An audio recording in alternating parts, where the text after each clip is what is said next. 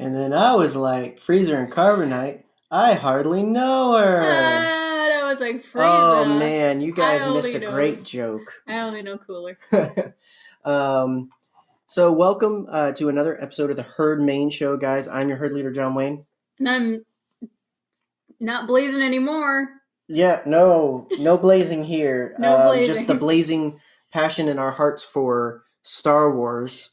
We love us a Star War. Certainly. I'm currently having a nice seltzer out of Darth Vader's head. There you go. That's blazing.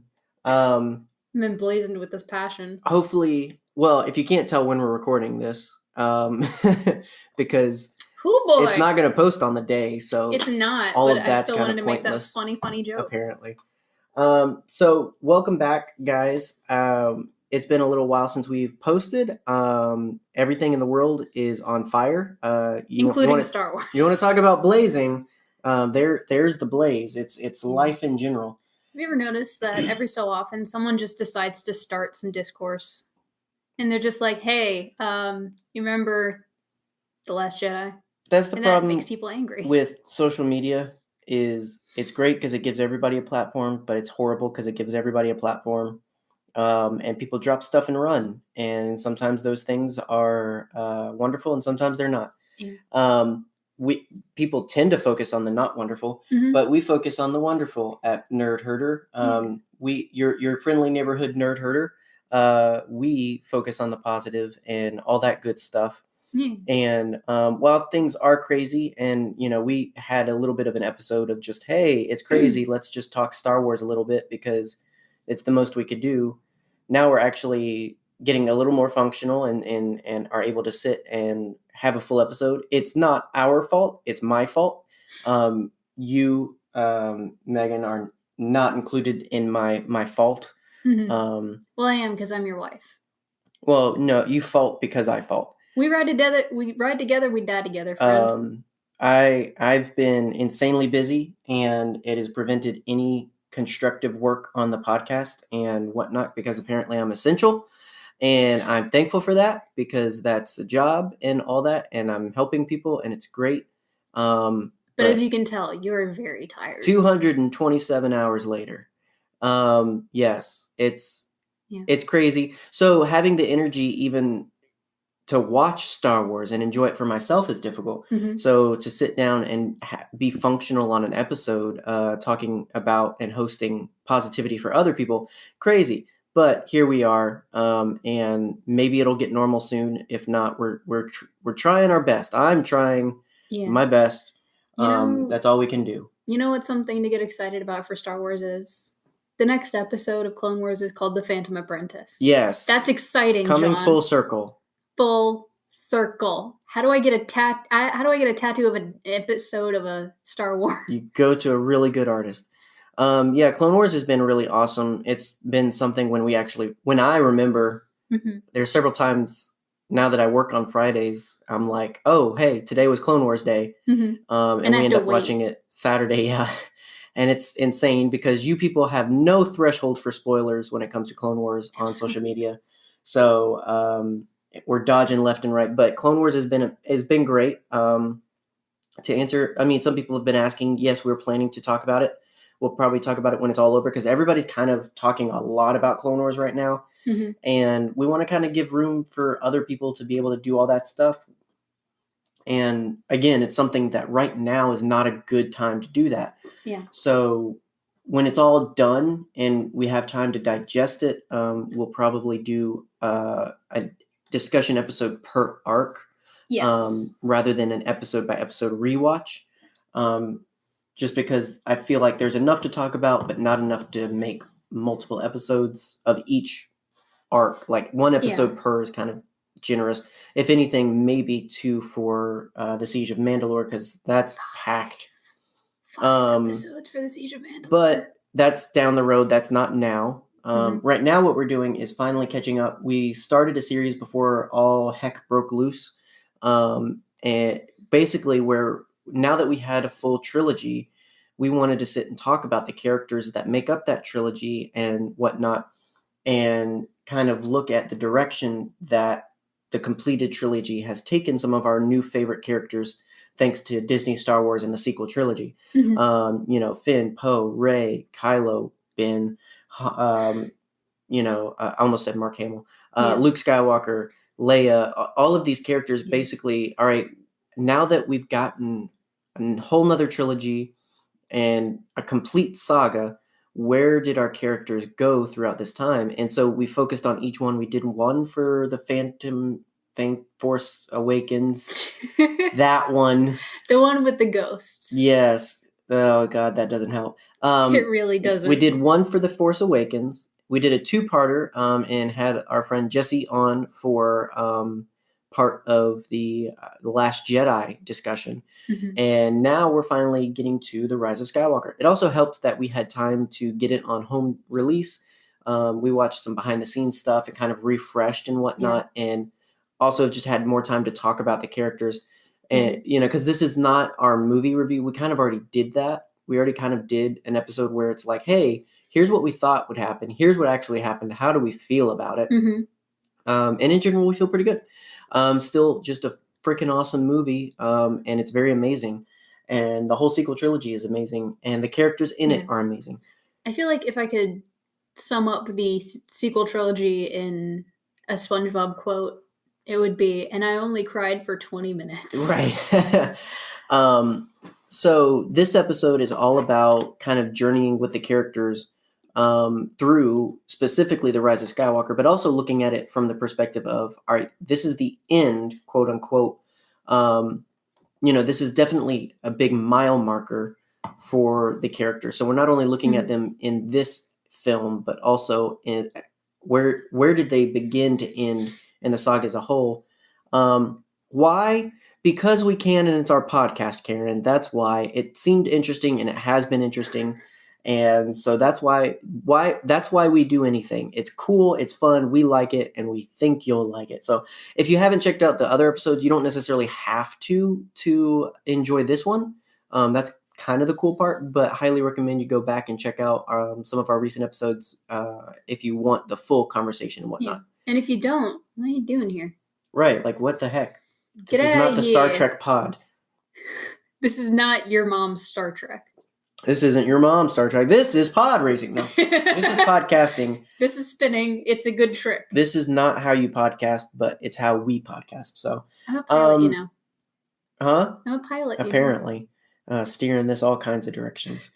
So again, this is the Rise of Skywalker specific, and kind of with the anecdote of the whole sequel trilogy. And the sequel trilogy as well. Yeah, it's not a review. It's not the film itself. It's just about the characters. It's no secret that we have shared our positivity and sometimes are not negative. I mean, a couple of things. Opinions. Yeah, a couple of things where it's just like it wasn't what we expected or wanted, but we're happy with what we got. And that's what happens when you're not in charge, and that's okay. We don't ever do anything necessarily hoping that we change people's minds, but we do it with the hope that maybe somebody that disagrees with us will come across it, listen, and maybe have a different perspective. And we also invite other perspectives. We've always said, if you have something different or something to add, hit us up and we'll talk with you about it. As long as you're respectful, we'll talk to anybody. Yeah. So, we like The Rise of Skywalker, and hopefully through talking through the characters, because the characters are how we identify with the story. Yeah. Everybody has a favorite, and everybody has a storyline that speaks to them, and that's what makes things better, is if you identify with it rather than just receive it and digest it and whatnot. If you identify with it, all of a sudden it's more meaningful. And I think when you find meaning is when you find something you like. I think people expect Disney to just make them like stuff, and that's not quite how it works. No, make the film for me. Right, and it's my not Star Wars. Exactly that. So hopefully talking through some of the characters will add to the perspective, hopefully. So we kind of just follow I just started when I did the scripts. When I started with The Force Awakens, I just started with, all right, who do I see first? At first we see Finn, so we start with Finn and kind of go from there. So with Finn, we've talked about a lot in his journey. His character has a lot of representation to it. And from being not only an African American or an African British man, also being a stormtrooper turned good, like a stormtrooper with a conscience. He represents like not all the guys on every side are completely indoctrinated in the side they're on. So, there's personal beliefs, and clearly his personal beliefs stop at we shouldn't kill innocent people. Yeah, usually. And so there's some interesting representation in his character when we first get to know him, but he's very selfish.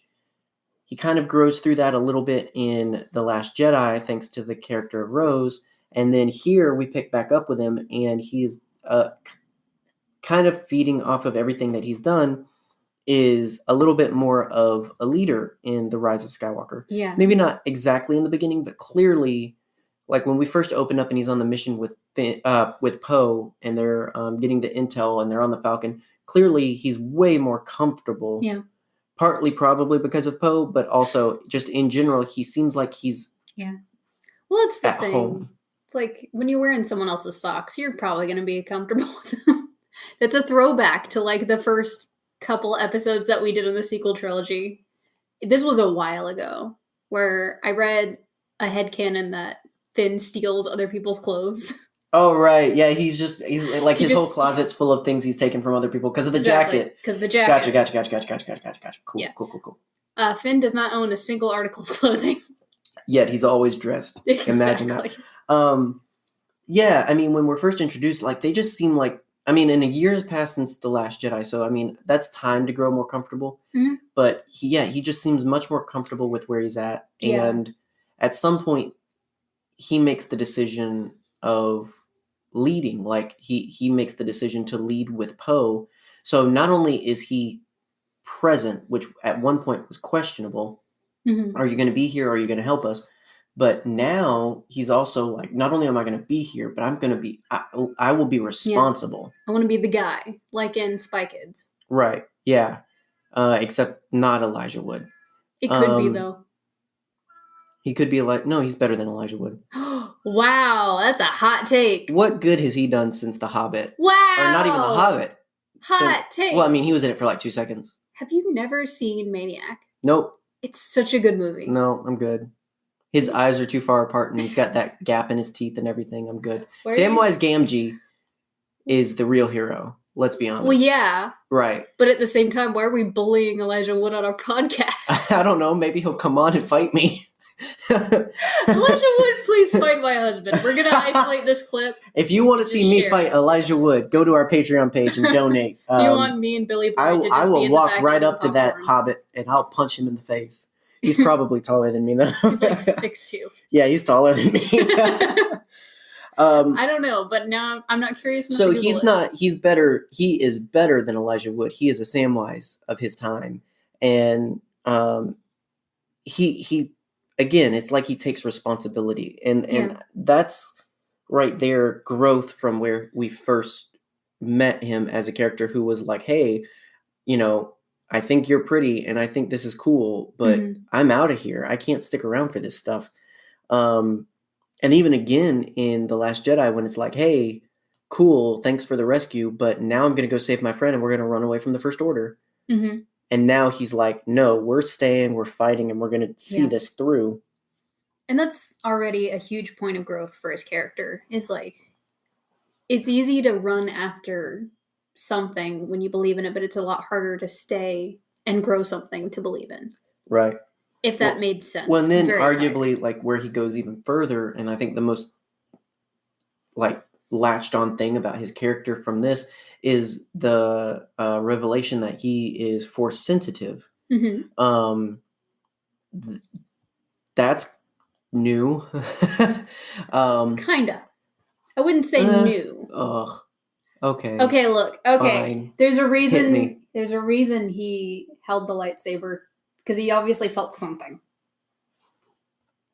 Okay, that's probably like a very surface level fangirl explanation, but kinda. At the end of the day, I think it was always in the cards for Finn to be force sensitive. At least probably in JJ's mind. Maybe. I don't know. But it's definitely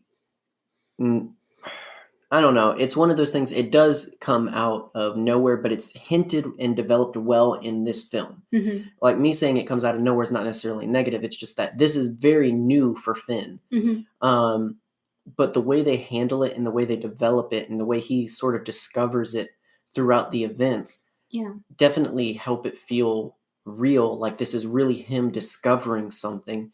This is him learning to believe in something. And really, it seems like that's all it is that he just one day decided, you know what? I believe in this Force stuff. And now, like, in this we talked about, like, this opens the back door of, okay, does that mean that the power is in belief alone, or did he work on this, or it's one of those things, is it just open-mindedness, or is it like an effort? Like, lots of question marks. The thing that keeps coming to my mind is like Super Saiyan.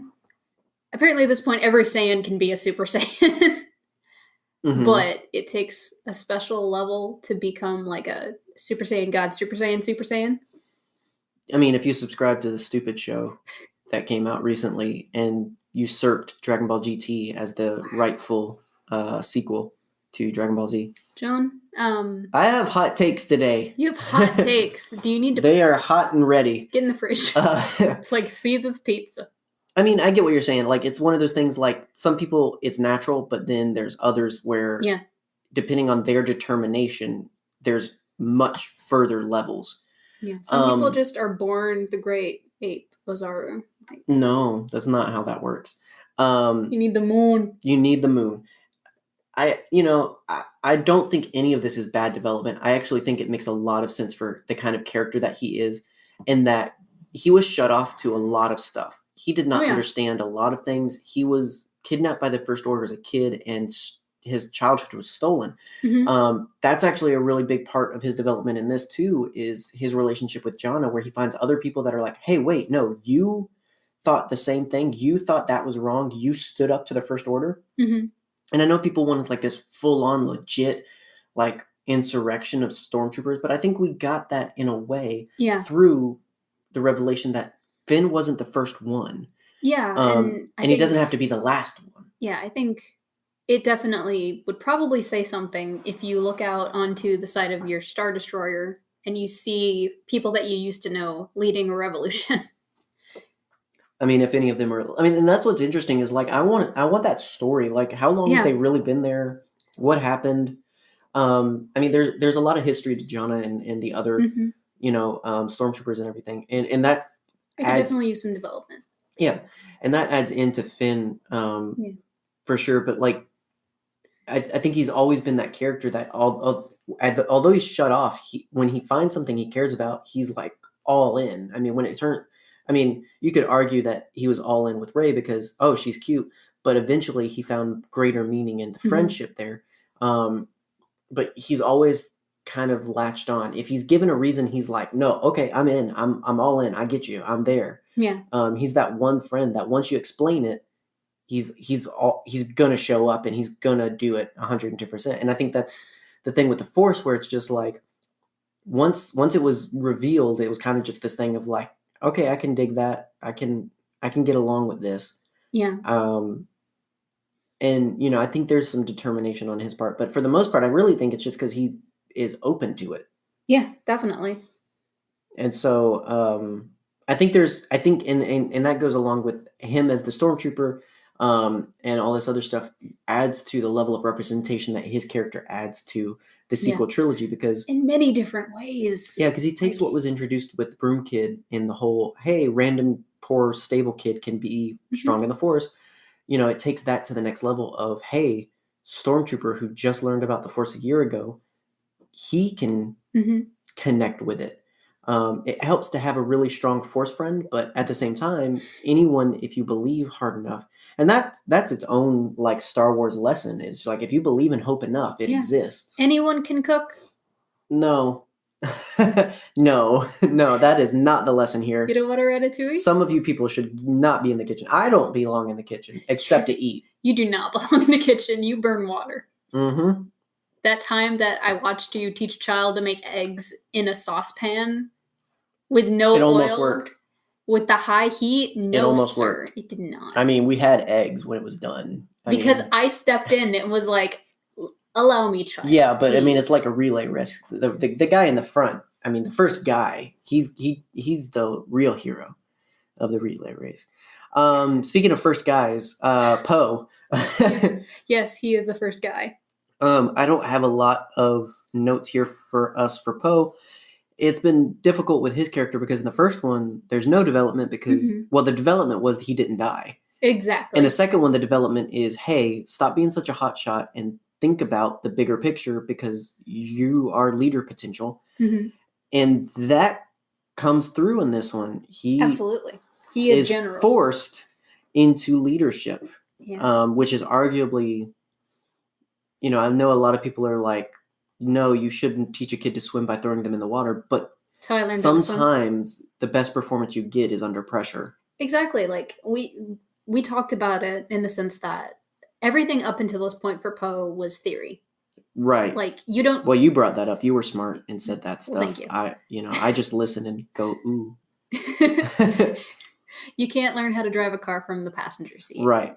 And up until that point, that's what Leia had been doing because you have to start there. Yeah. Sure. But I don't think Poe would have been the leader he was supposed to be if Leia stayed around. No, not at all. I think that's what made her also trust that they were in good hands is because she knew once Poe was in the seat and once Poe was in charge, then it would be good. But he would never be who he needed to be as long as she was in the way. Yeah. Alive or not alive. Yeah. You know, I mean, obviously the way this story turned out because of Carrie's passing, we know how that played out. But I think in general, and that's what she was trying to do in the end of The Last Jedi, was just like, don't look at me, look at him. He's talking to you, not me. And that shows right there. As long as Leia's around, nobody's going to see anybody but Leia. Yeah. Same thing with Luke Skywalker, honestly. Nobody's going to see anybody or believe in anybody. And I mean, you could even add that to his sacrifice in episode 8. He believed in Rey, but no one else would believe in Rey. Rey wouldn't even believe in Rey as long as Luke Skywalker was around. The same thing could be said. Ben Solo. Oh, yeah. Like, Rey would have been known as, oh, yeah, that's Skywalker's girlfriend, that kind of thing. I mean, I don't doubt that Rey is incredibly important to the story, but it's called the Skywalker saga. And he was technically the last Skywalker. That's not, we'll get to the Rey Skywalker thing. Yeah. I don't think it's a negative, but I feel like I have to say, like. Well, she's more a symbol of continuing on, not, you know, she is by adoption and there's meaning in adoptive family. You know, I mean, I preach on that all the time because I'm a product of adoptive family. So yes, that there's great legacy and there's great meaning and representation in that story for her character. But like you said, same way, she could not have been fully realized if she couldn't have fully stepped into her new identity. Exactly. And as long as another Skywalker was there, it would always feel kind of wrong.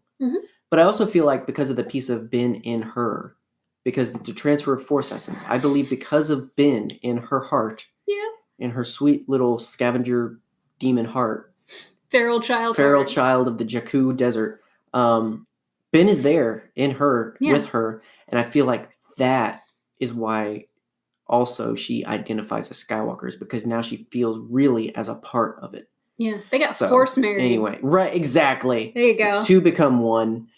So anyway, I heard that Boyz II Men song. Right. So Poe, yeah, I mean, I think you kind of said it and hit the nail on the head in terms of he had to be put in the position to lead or else. Yeah. Because otherwise, nothing, he wouldn't have been who he should be. The rebellion or the resistance would not have succeeded. Everything would have crumbled simply for the fact of him not being the leader he's supposed to be. And it really speaks to the importance of people playing their part, because if you don't do your part, you have no idea how that's going to throw other people off. Yeah. And to people who lead people, at some point you have to let go and you have to let them do it, because otherwise they're only going to be doing it 60%, 75%, maybe even 80% on a good day, but never 100%, because they always have in the back of their mind, Well, but Leia's still here. Exactly. Leia will fix it. Luke Skywalker's still there, so clearly somebody will do something. And at the end of the day, as someone who works with teens, sometimes you have to be put in those sink or swim situations. No, yeah, absolutely. To just be like, okay, I'm stepping back because obviously I'm not helping in the situation. So, I mean, I firmly believe that on Leia's mind as she made the decision to sacrifice herself for her son, I don't think she selfishly just keeled over, not caring what happens to the Resistance. I think she knew. She left it in good hands. Exactly. And of course, even Poe didn't do it by himself. He still had support. He had Lando Calrissian come back, which was great. And it was such a good scene. And that was a really great representation of, Lando being that other generation where it's just like, you don't have to have your time and move like, oh, my flying days are done. Like, why though? Mm-hmm. Why does the best have to be behind you? It can keep going from here. You can still have a part to play. You can still inspire people. You can still do something. Yeah. And I think people and fans get stuck in this mindset of, well, this is my Star Wars and it's never going to be like my Star Wars, or this is my thing and nothing is ever going to be like it. And I'm just going to enjoy my thing and stay in my thing. And, I mean, that's basically what Han did. Yeah. Like when stuff didn't go right, he went back to his stuff and said, you know what, this is going to be fine and everybody else can do their crazy stuff. When in reality, he wasn't even good at that. No, like I've said in every podcast where we mention the name Han Solo, he was a really bad smuggler. And also, I mean, we don't know too much, but I doubt Lando was completely satisfied with how things were. I mean, he was existing, but was he thriving? And I don't think so, because he was just stuck in terms of, nah, I'm retired. Mm-hmm. And so for him to support Poe and to help him make those big decisions, I think that was also another spurring on for Poe, because he needs that encouragement, which is why he's like, yo, Finn, you've got to lead with me because I can't do this alone. Mm-hmm. And I think that's something he learned from Leia, from his time, especially like in The Last Jedi, where it's just like, well, dang, I survived, but not everybody did. How can that be a victory? No, I need people. I need help. Yeah. And that's okay to admit. Absolutely. Especially as a leader. Yeah. It arguably the most important thing to learn as a leader. Like, if you don't have people behind you, who are you going to lead? Exactly. And I think that was Poe in The Last Jedi, and I think that culminates for sure here in terms of how he cares for people. So moving on to Rose. So Rose was less featured, but what featured her did show growth on her part. Mm-hmm. Definitely stepping into her role as leader. Yeah, I mean, she in her own way is leading. She was helping come up with the plans for the final battle. She was in the final battle. Mm-hmm.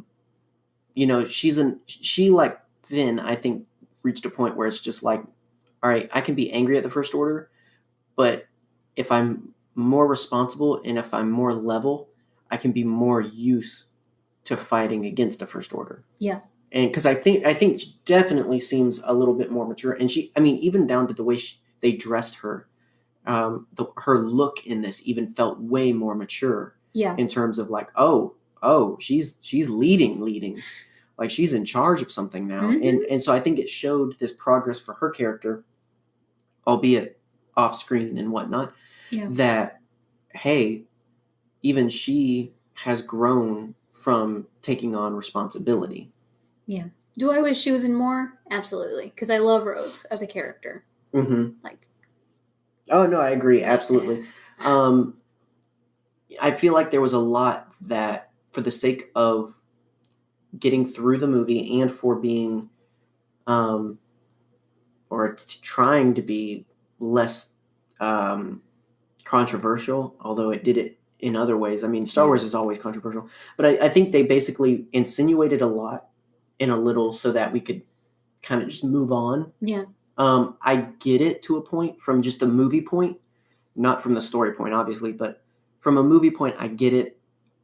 You could spend time on that, and I would have liked it, because I would have liked not hints or insinuation. I would have liked definitive acknowledgement of what's changed, but it's just a lot of hint dropping, and it's a lot of dancing around. So I think it's always going to feel like wasted potential. Yeah, definitely. With this, I'm hoping that other media, the novel a little bit, but like I'm hoping other things focus and spend some time on Rose, because she is a character that can have a lot to add to Star Wars and can be very enjoyable. I liked the moment she had in the there was a lead-up comic to The Rise of Skywalker. I can't remember the name of. It was like a 5-issue thing, and she was there for some of it, and it was interesting. But that series as a whole was not full. It was not as full as it could have been in general. So, I mean, obviously there's nothing groundbreaking happening there in the first place. I feel like that was one of those things that not a lot of comic people want to touch. Like the concept of Rose Tico. I'll fight you on that one. I do think people want to. Well, yeah. I think there's... Good people do. Yeah, I mean, I think in general there's a long line of people that would write a lot of stories, and Rose Tico stuff would be one of them. This is when the fantasy of Star Wars ends and the real world begins, and I understand Disney and Lucasfilm to be a organization and corporation, and they have to make decisions as a business and whatnot, and so it comes down to not, is this character great and liked, and there are people that want to write it and do it and all this other stuff. It comes down to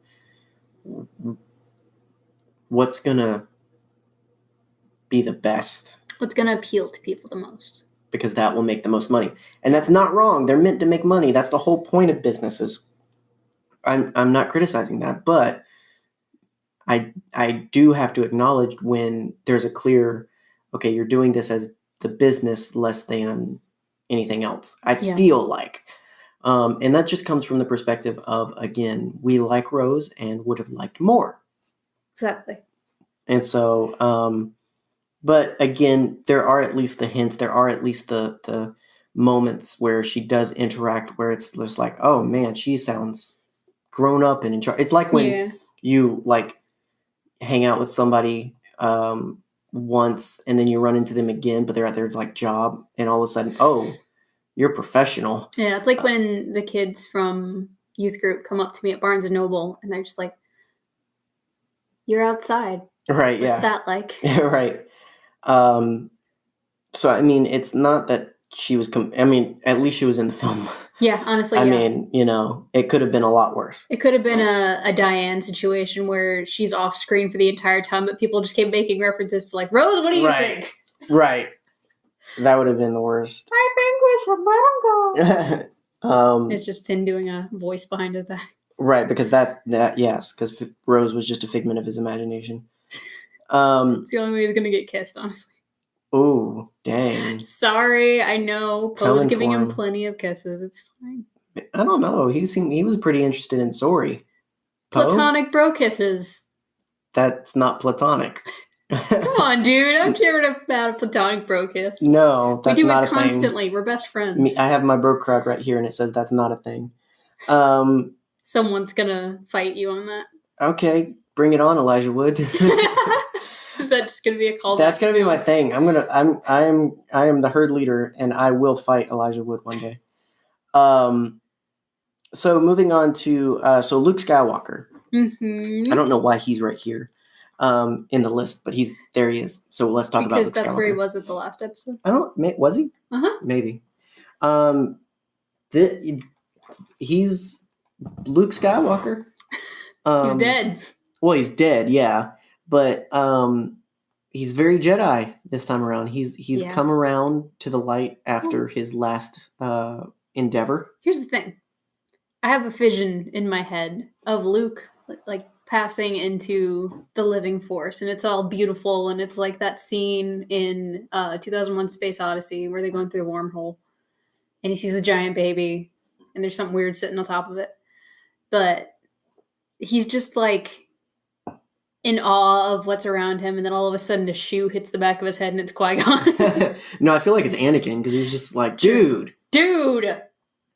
I mean, it makes sense because, again, what he had to learn was to return to the light and learn, like, hey, no, running away from stuff doesn't make it better. Golly. He's up there with, like... Okay, you looked at the ceiling for a second. Yeah, I was making sure it was still there. Yeah. He's up there with Yoda, with Qui-Gon, and with Obi-Wan. Mm-hmm. Philosophical people who are just constantly arguing, probably, about, like, no, this you should have done. Stuff like that. Well... You gotta think, like, I think he was having a time. Luke? Yes. Well, I mean, it explained where he was in between when he died and when everything goes down here. Because clearly he's not picking up the phone when Rey calls. But, you know, again, he definitely has, again, stepped into who he once was and who I think most fans and people in most Star Wars characters remember him to be. You know, Luke the hero, Luke the Jedi, Luke the hopeful one, an inspiring one. Because, I mean, his whole role in this is to say, hey, look, no, my battle was my personal battle to return to the light. My battle is not to beat Ben or Palpatine or Snoke or anybody. That's your job.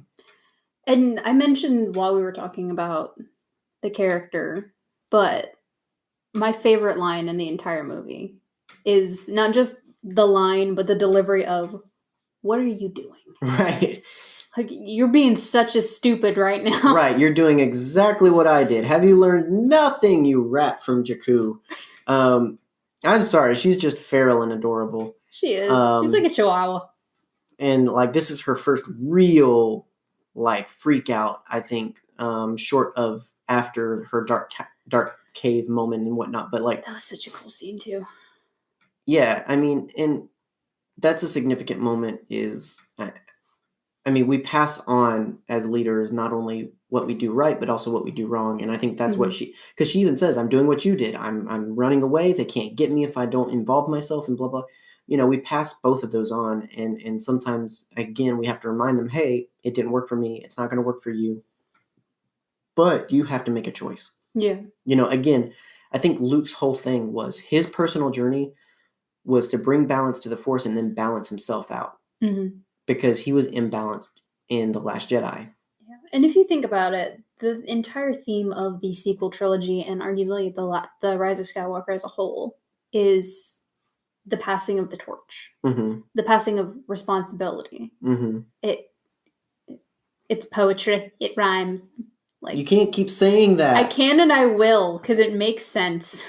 Sometimes. Like, it's not a thing you can just say all the time. George Lucas does it. I don't care what George Lucas does. He doesn't own Star Wars anymore. Can I get that in writing? Look, don't get me wrong. I love George, but stop holding him as the Holy Grail. And I'm not just talking to you. I'm just saying, like, in general, it ticks me off when people are just like, oh, George Lucas. Okay. But Star Wars is bigger than just George Lucas. At this point in history, George Lucas is not the epicenter of Star Wars. And, I mean, and that's got to either be okay or you've got to just move on from some things. But, like, you know, it's just annoying. And one could argue, same thing with the original trilogy characters. It's the building of something that's not only going to outlive you, but it's going to outgrow you. Yeah, that's the idea of you building anything. That's the whole point of bringing back the original cast is it's not their story anymore. They had their story. It's to pass on. And this is Luke officially and fully passing on the job of balancing the Force to Rey. You know, and I mean, and I think it would have been cool to get some Force Ghost action, get more than just Luke to show up and all this other stuff. But, you know, ultimately just seeing Luke come full circle and be fully realized as a Jedi. Because I mean, I think that's the peak is this sort of moment. This is what Jedi live for, is to bring balance and to pass on what they've learned. And here's Luke doing that. He's become Yoda. He lifts the X-Wing. Exactly. And that's the perfect example of that. Exactly. He does what he couldn't even believe possible. Exactly. He's the Jedi that he wanted to be in the 6th movie. Like when he says, "I am a Jedi like my father before me." This that's is who this he is thought. him. This is He is a Jedi like his father exactly. before him. A total freaking dumbbutt. Right. So for Leia, the other Skywalker twin, who oddly I felt was way more significant in this than any other movie, you know, and we watched the behind the scenes where they talk about, like, you know, episode 7 was Han's movie, episode 8 was Luke's movie. This is Leia's movie, and it felt like that. Both her presence, her impact, and her meaning and legacy in this movie, which was so wild. You're right. Like, it's crazy how that happened. And it, in my opinion, shows to a degree how things were meant to be for this.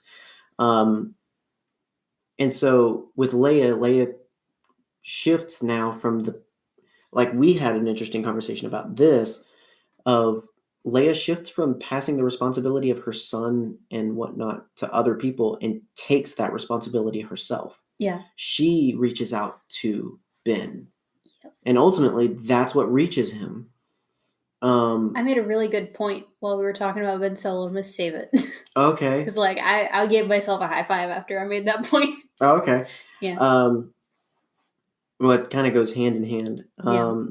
So, but, you know, it's not a bad thing. Parents are people. People mess up. Exactly.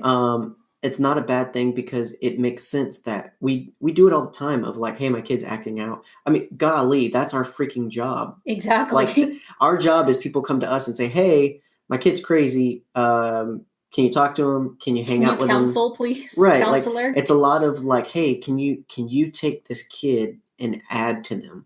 Yeah. It's like, first of all, the responsibility, but, you know, and it's one of that doesn't make them a bad parent. No, not at all. But on the other side, it takes a ton of trial and error. Hopefully not with a child that you're going to words mess up real bad. Yeah. So not a child. Like a plant. Exactly. Cancel plant before you're ready to cancel a child. Exactly. But here's the thing. When the plant tells you you're ready, you're ready. It takes an infinite amount of patience and understanding that you're going to get disappointed at some point. Yeah. Well, but I mean, and that's the thing, is like, Luke got disappointed and Luke messed up and Luke, like... Can I just say? Sure. I've never killed a child. I've never tried to kill a child. That we know of. Don't go in the basement.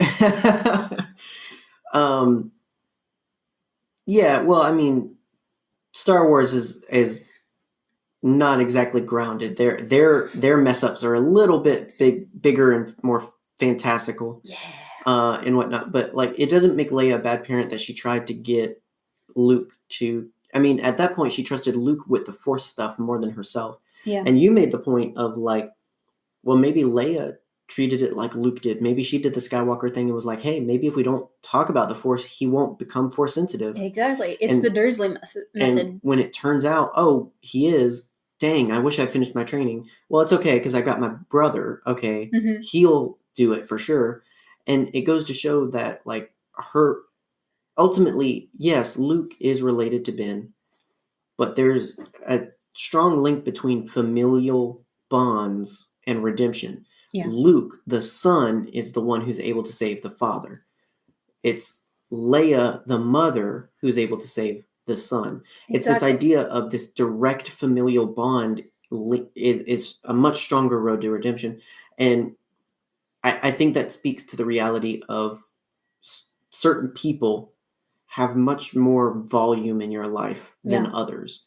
And you have more volume in other people's lives sometimes than others. And sometimes you've got to play your uncomfortable part of, I don't feel ready. I don't know what to do. Like, all she does in the end is say his name. All she does is reach out with his name, and that's enough to pull him in. Yeah. And it goes to, like, you know, it's easier than we think sometimes in terms of reaching people. It's not comfortable, it's difficult, and a lot of stuff is involved. But at the end of the day, we've got to do something if we feel led to and responsible to, and not pass that to other people. Yeah. It wasn't Luke's job to train Ben or save Ben or any of that. It wasn't Rey's job. Yeah. Ultimately, it was Leia and Han's job, and both of them had a part in doing it. Mm-hmm. Definitely. And like I said, I made this point while we were talking about the script of the episode and going through the characters. I had kind of the epiphany that Did you get that checked? I had epiphany. It hurt real bad. Sorry, Southern coming out. Anyway, so I had the thought of every person that sacrificed themselves for Kylo Ren. Oh, yeah. They took away his satisfaction of killing them. Mm. And not only that, but they forgave him while they did it. Mm-hmm. It's like, maybe not in as many words. Like, you don't hear Han and Luke and Leia say, I'm sorry.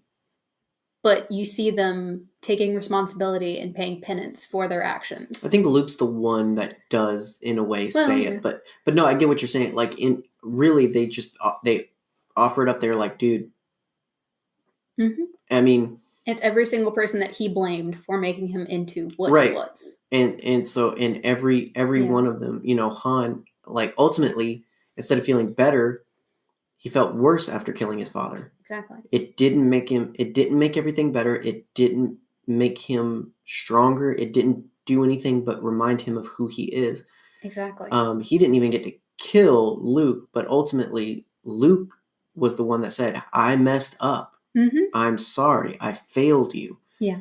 It's really just been spitting at it and just like, yeah, you did. And it's just what you come to say. Like, it's this childish, just like, I bet you are, and all this other stuff. And it's just like, he's so angry he can't even see the redemption in front of him. Exactly. And at the end of the day,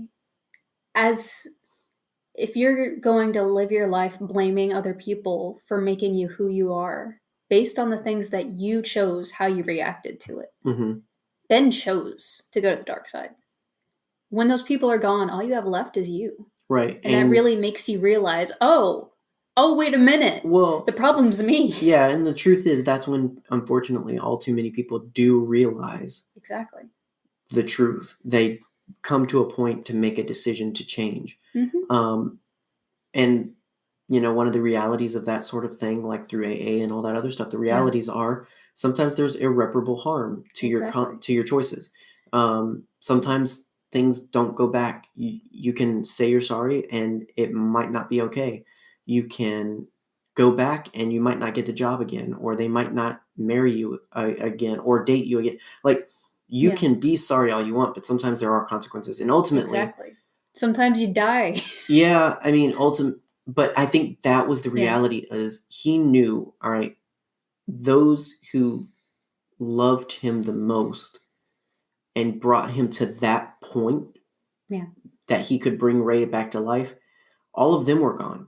And they died for him. Exactly. So I think that he accepted that in such a way that he could die for someone else then. Exactly. All of a sudden, he could die for someone else because of all those who died for him. Mm-hmm. And so maybe that's me projecting, maybe that's insinuating a lot, but I think that definitely that had to be on his mind of, all right, people made sacrifices to get me to this point, and I have a choice: save her or just call it a day and leave. Yeah.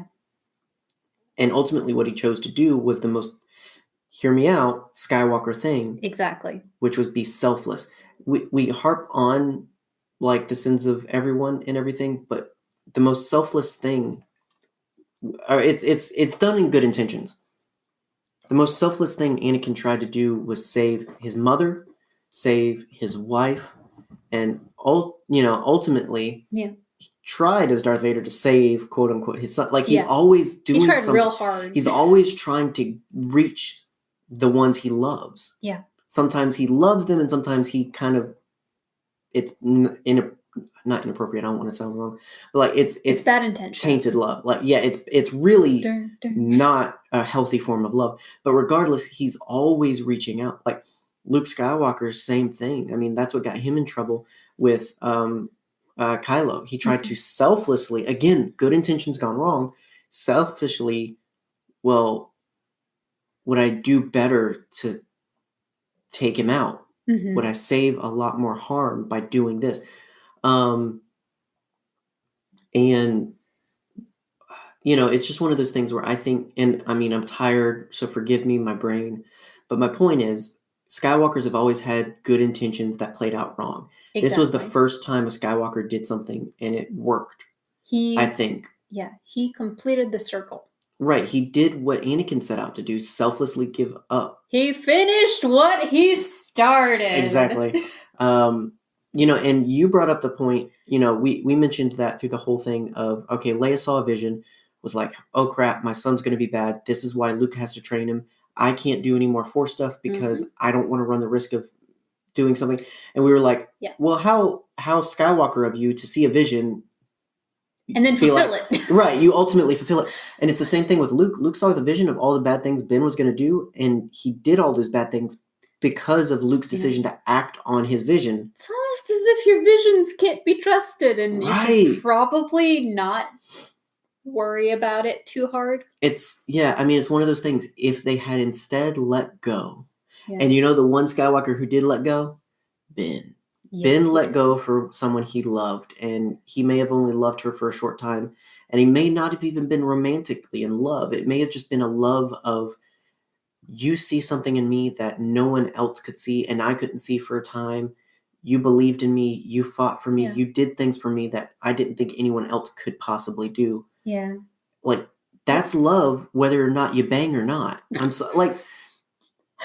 Raylo doesn't have to result in sex. I'm just going to go ahead and say that. Sometimes it ends in bro kisses. Apparently. Just a platonic little peck on the lips. Goodness gracious. Maybe some tongue. So, I mean, we kind of did Leia and Ben a little bit there. Yeah. Well, because their stories are interconnected. Very true. And that's the thing, is Ben is connected to everyone in throughout all of this, even though he tries so hard to be isolated. Yes. This is going to be bad. It's going to be so bad. Oh, no. It's like Naruto. I'm going to connect it to an anime. This sound is me leaving. So I'm just going to put that out there. Bye. Podcast is over. Bye. So if you don't know Naruto is a anime, Japanese animation show that deals with very fantasy-driven, very... not grounded entirely in reality, ninjas. You say that, John? And there's the main character, Naruto. Is it the sexy jutsu? And there's the main character, arguably the other main character, Sasuke. Sasuke ultimately, and this is when you get like all the way to the end of the show, Sasuke's main intention for destroying the world is so that he can be alone. See, here's the thing about Naruto. I got to Rock Lee, and I was like, that's enough. Well, you watch the anime. That's your problem.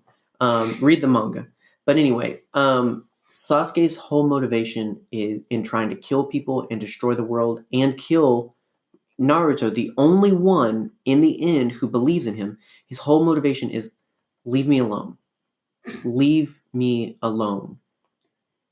Oh, yeah, because his parents are dead. I cannot be me if you're going to constantly believe in me. I can't be me if you're constantly bailing me out. Leave me alone. And he tries to kill his own friends in an effort to, okay, if I'm alone, the more alone I am, the better I feel. Super emo. And ultimately, I see a lot of that in Kylo in terms of he cuts off these people and he kills these people thinking, okay, surely if I kill my dad, if I kill Luke Skywalker, if I don't talk to my mother, because he doesn't have it in him to kill her, but if I can't go back to her. As long as I don't go back to her, I don't have to face my sins, and it's okay. It's this idea of the more alone I am, the more powerful I am, and the more okay it is.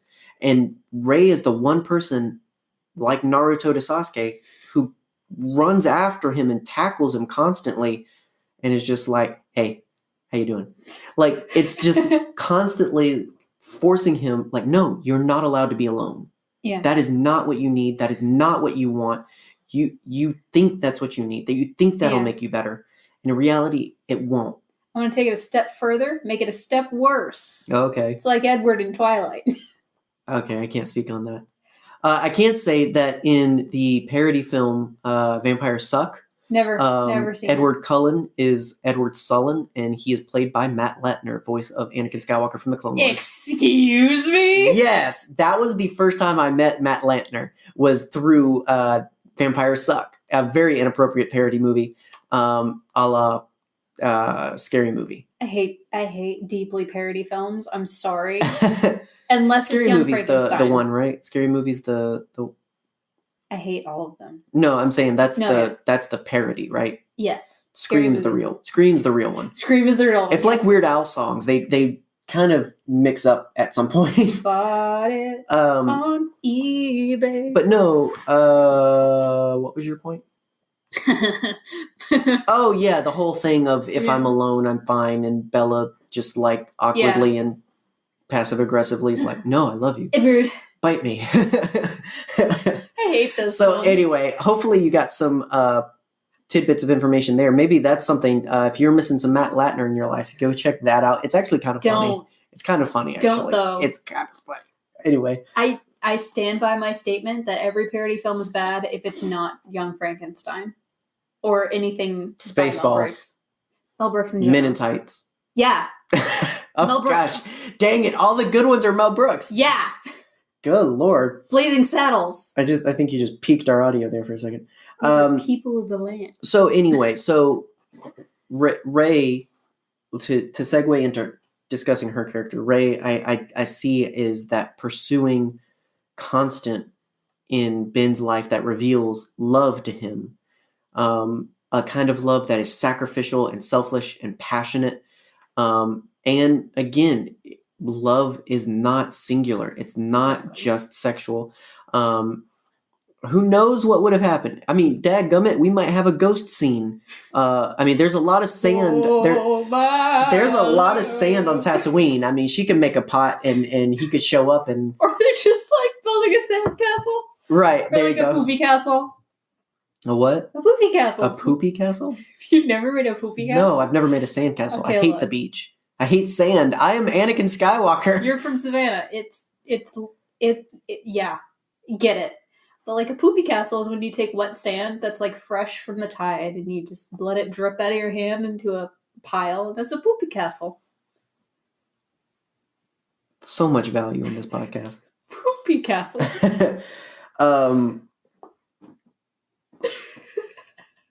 You mentioned Naruto, alright?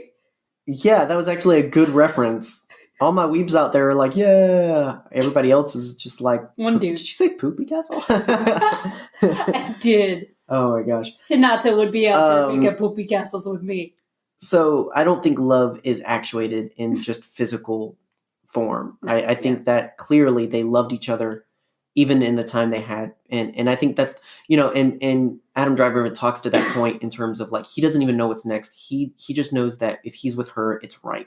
Yeah. And I think that's love. I think that's sacrificial, selfless love in and of itself. And the significance of that love is that it's between arguably two enemy families, Palpatine and Skywalker. Exactly. I mean, you kind of said it in our sort of unpacking episode of like, you really didn't digest the whole Palpatine thing at first. Yeah, not at all. Like it's one of those, like, I know I quote John Mulaney constantly, but my brain was like, we don't have time to unpack that right now. Fair. There was a lot. I mean, first viewing is a lot. There's a lot in, I mean, it definitely, we preached, watch it again. See it at least 2 times in theaters because you're not going to process everything the first time around. And again, if you had an okay time with it in theaters, I say pick it up on digital for cheap and watch it again. Give some time. Disney Plus, my dude. Yeah, well, it's not on there yet. Yeah, well, there you go. I mean, you can wait until it shows up and then try it out for free. Exactly. Because my point is, you never know coming back to something what will change. I mean, there's times when I didn't like certain vegetables, but eventually I tried it again or had it a particular way. Your true love, sushi. Oh, yeah, that was one. I tried to get you to eat sushi so many times when we were dating, but it wasn't until we got married where you tried salmon. Oh, yeah, when I tried the right thing. Yeah. And I had to have an open mind, and all of a sudden, boom, sushi's amazing. I'm vying for your affections with sushi. So we were doing good for a little while of shorter episodes. Forgive us.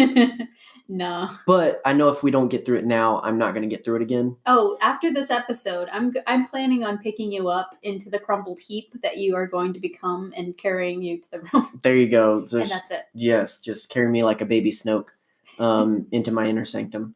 So Your Ray. Fortress of Solitude. Yeah, so Ray. Ray!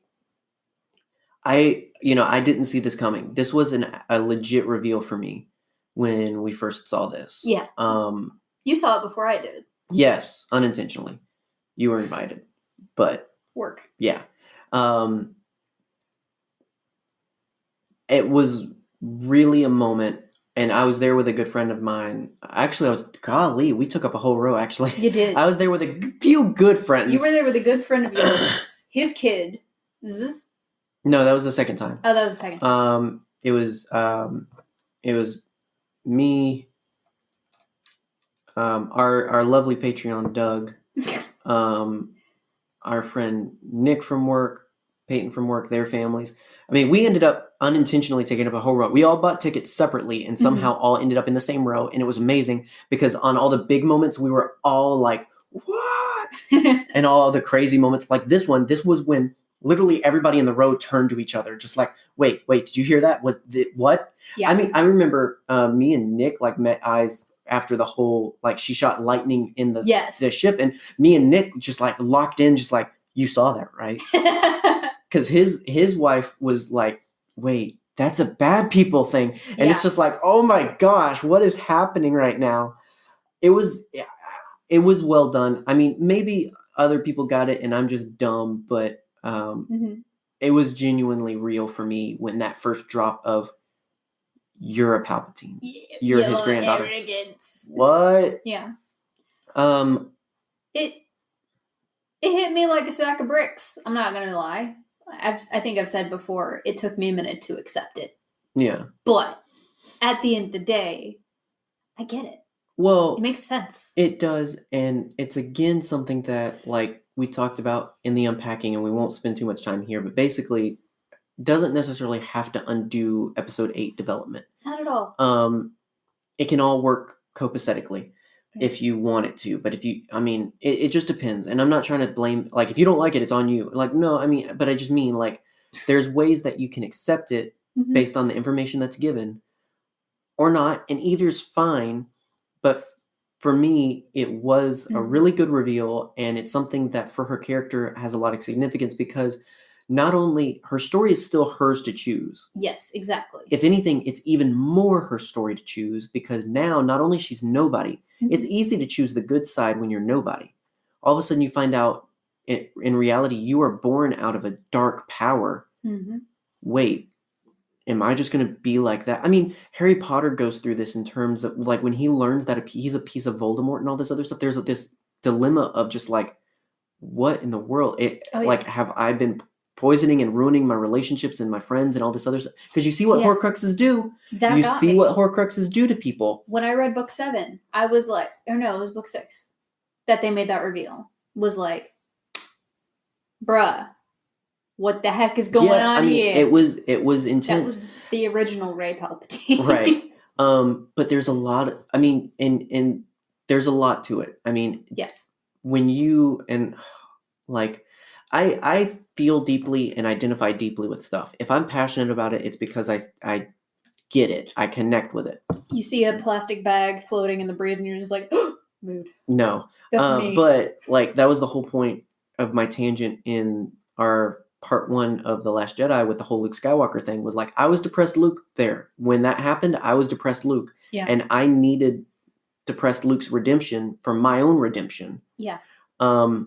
How do you identify with Rey in this one? In this one, it's a matter of being someone who comes from a very screwed up background and has a parent that is very toxic and negative and thankfully no longer part of my life. There's a lot of dilemma because in reality, a lot of that crap is hereditary. A lot of that stuff passes on, addictive behaviors and other mental issues and other developmental issues. there's a lot of that. So being someone who legit went through this as a kid of like, I'm never going to be better than that. And no matter how hard my mom tries and how hard I try, I'm just going to turn out like that and it's going to be miserable. I socially isolated. I did the whole Ray on Octo thing in my own personal way. And it wasn't until I had someone say, like, yeah, you're screwed up, but that's why I believe in you. Mm-hmm. Having multiple people that come around and say, hey, yeah, like, you can be whatever you want to be. That's the whole point of us being here for you. I had my own Luke Skywalker. I had my own Leia. I had my own Resistance family of people that come around and surround me and remind me that I can choose to be better every day, regardless of my blood lineage. In fact, even despite my last name that I still struggle with sometimes. Like the whole thing of Rey choosing Skywalker made me teary-eyed because I struggle on a daily basis with my last name even because it's the last thing I have of that person. And it's just like, even that to me is a weight of, am I that or am I more than that? Mm-hmm. And so Rey's story of not only choosing as a nobody to be somebody, but as somebody with a very dark past choosing to be better than that past, like that is big, that is legit, and that is meaningful for me. So her story matters to me for that alone. And much like, hey, I like depressed Luke because I was depressed. I was on Octo. I was the guy that felt like I let everybody down with my reputation. I can't make you appreciate Luke because that's my story, not yours. Same way with this, with Rey. I can't make you appreciate Rey because this is my story and this is what I see in it. But it is why it's important to me. And it's why I firmly believe in the message of found family and the power of choice in one's life and whatnot. And so the character I liked Rey. Yes. I liked Rey a lot more in The Last Jedi because of the development of choice. I'm a big believer in choice. You have a choice to be a hero or not, or good or bad or not. George Lucas said that too. And I believed greatly in her character because of that revelation. Because again, that's something I identify with. Yeah. This takes it so much further and really grounded Rey as a very strong, likable character for me, rather than just a cool character. Because Ben was my character throughout the series. All throughout from episode 7 on, he was my sequel trilogy character. And then Rey comes in through episode 9 and steals the show in terms of identification. I mean, I have my own identification with the whole freaking Ben Solo Death Star scene. I mean, prodigal son stuff right there. And again, that's something where it's just like I had that moment, not with my real dad, but with my spiritual dad, with my mentor. I had a moment where I messed up, and rather than making it better, I isolated myself like Ben Solo did. And I had a Death Star 2 scene where I didn't have words, and it was just I know. Let's move on. And, it's been one of those things where, like Ben, he moved on and he just kept doing the next right thing, like Jin would say from Rogue One. But, and it's literally become that of just like from that moment on, I haven't died yet, thankfully, from the hands of an evil space prune. Thankfully. But I keep choosing to do the right thing because of that moment I had where, I was given a lot of grace. And because of that, I can move forward. Yeah. And whatnot. So there you go. And since we're getting all sassy, not sassy, but I mean, it happened. I mean, this is when you really dig into my, like people, I love Star Wars, shooty, bang, bang, lightsaber noises, cool. But if you don't get to know me and realize at some point that it's much bigger than that, and I think we all have stories like that. Absolutely. I'm not trying to grandstand and say I'm the better one because I have a sad story. I think all of us have a really legit personal reason like that, why Star Wars matters so much. And that is why, and then I'll give it over to you to take it away. To make them sad. that is why I will never treat anybody like crap because of Star Wars and because of a Star Wars opinion and all this other stuff. Because, again, there are certain parts of Star Wars, if you criticize it, you're criticizing me and my meaningfulness and my representation. And that will get you cut. I will fight you like Elijah Wood. Do you want to end up like Elijah Wood? Please don't fight Elijah Wood. So, I got to do what I got to do, baby. If he comes up on our doorstep, I'll drop a Hobbit, man. It was a horrible laugh, but I don't care because that was the funniest thing you've ever said. So, anyway. And on that note, hang on. Composure. Composure. Because I'm about to say something that's probably going to make me sad and cry. Don't cry. No, I'm not going to cry. Don't do it.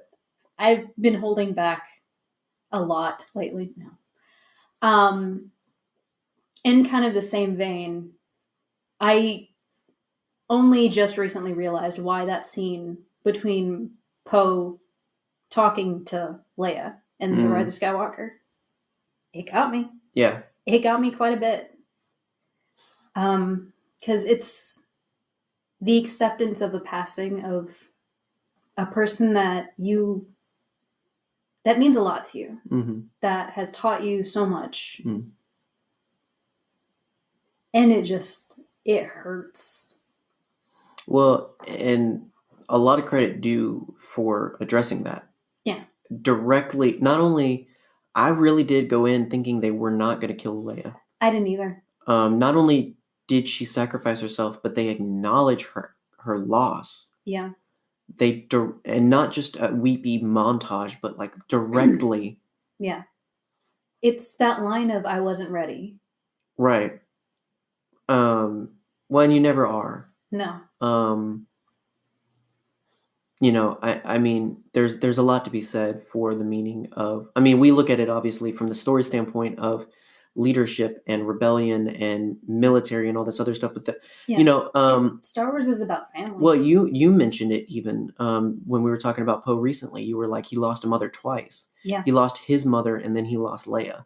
And both for him were big guiding lights. So it's this big meaningful moment that not only there is he probably thinking of Leia, but it's just, again, this moment of just like, what am I going to do? Yeah. Because who else does Poe have?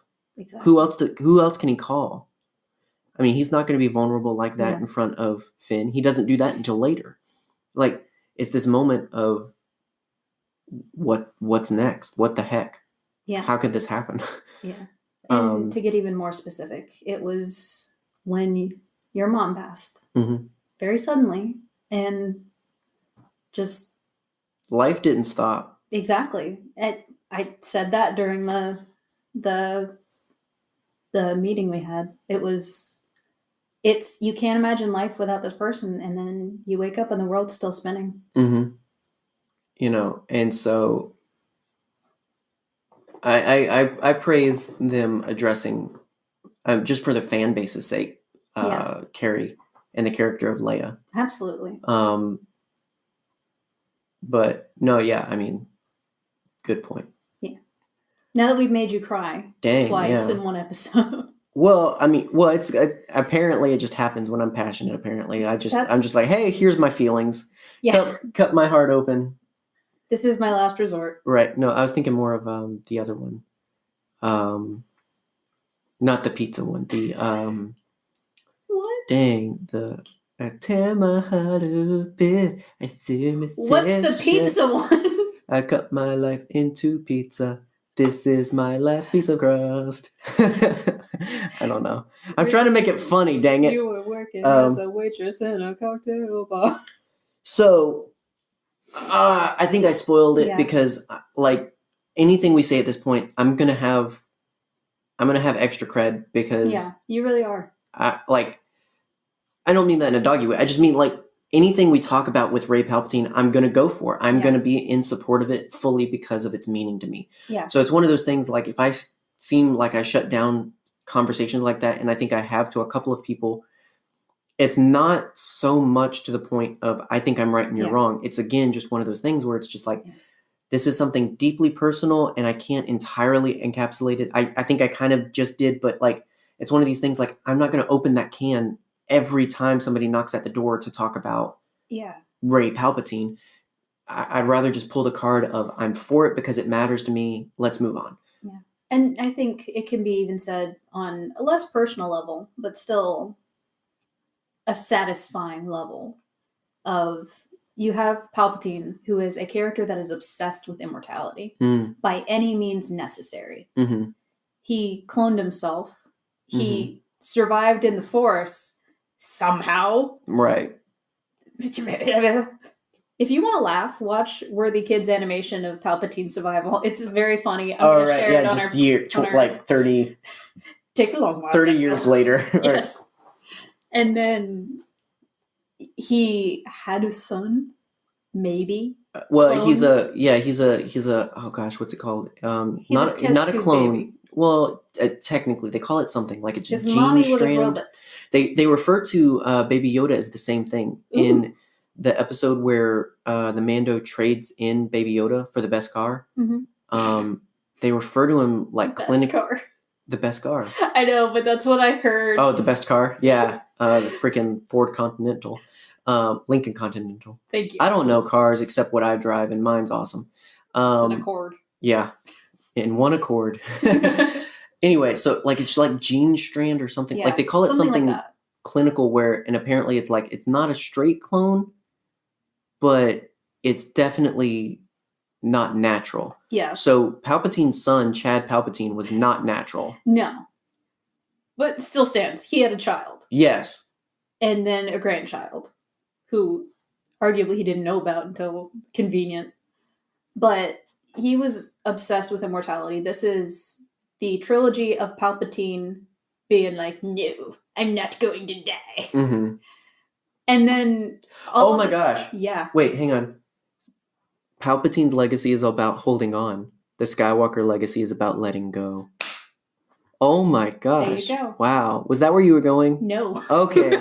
Sorry. I just had a moment. I was going to address legacy. I just had a moment while you were talking about that where I'm like... when we talk about Palpatine, stuff happens, John. Right. I'm just like, that's all he's got. There's magic in that wrinkly old man. Right. This just raisin holding on to life. Exactly. What does the last Skywalker do versus what the last Palpatine does? Exactly. And that's my point is Rey essentially not only kills Palpatine in physically. But legacy. Legacy. She says, you know what? No. I'm a Skywalker. Mic drop. I wonder if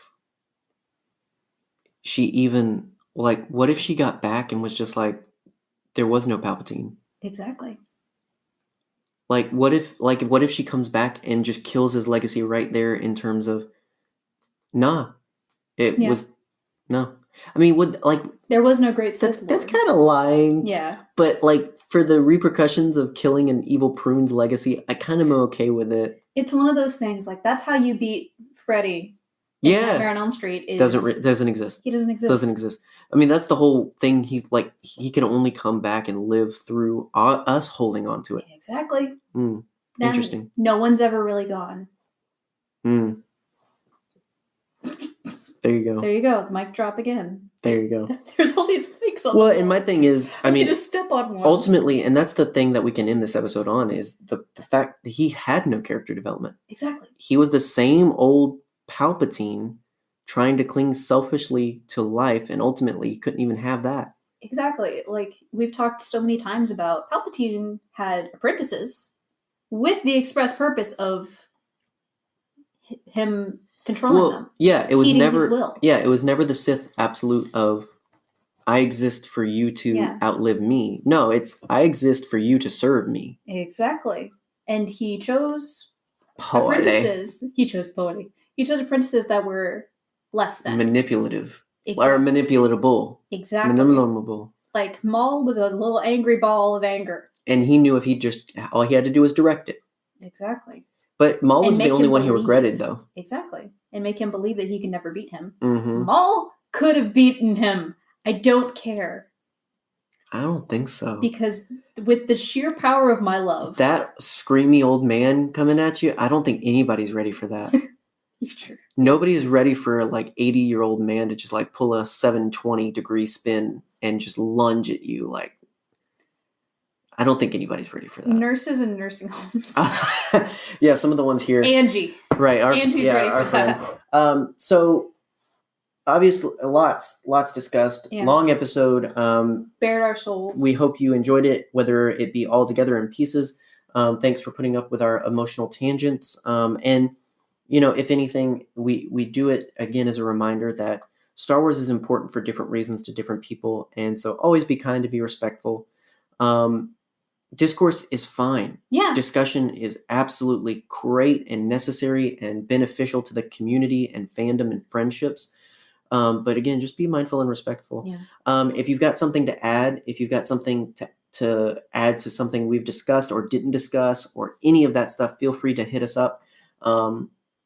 We will have Rebels this week, but for all intents and purposes, between now and next week, if you want to discuss this topic of character arcs and development, feel free to do so. Hit me up, bro. We look forward to getting this out and hearing what your thoughts are. This was good for us, a good long-form, traditional Nerd Herder episode of just having fun. Just going. And then randomly pulling a 180 into an emotive little tailspin, but recovering there in the end. And so hopefully you guys enjoyed it. Feel free to share your enjoyment of it through reviews and liking and all this other stuff. If you want more, you can subscribe to podcasts or YouTube, whatever. There's a lot of podcast stuff. Subscribe to podcasts. Subscribe to podcasts, guys. I personally recommend. Make sure, do us a favor, go subscribe to Norbert Moses' YouTube channel. No, it's over. It's over? He reached. No! Yeah. We missed it. I missed it. Dang it. If you're not watching Unis Honest, what is wrong with you? Yes. Go check that out right after Please. This. And then go check out our other stuff. It's so amazing. Specifically... Oh, sorry. We're not promoting them unless they're paying us. They got that good YouTube money. I'll text Markiplier. Right. They got that good YouTube money. They can hit us up for a promotion. Yeah, check out our other stuff, all that good stuff. And yeah, there's plenty of stuff in the description that I'm forgetting about right now because I'm tired. Yeah. But you can check it out and you can follow it and do it and like it and all that good stuff. We need an ending like Unis Honest. That's just us repeating something as a sound happens. Nerd herder, nerd herder. I don't know. Yeah. Until next time, until the next weirdness, hopefully you enjoy this episode and may the force be with you.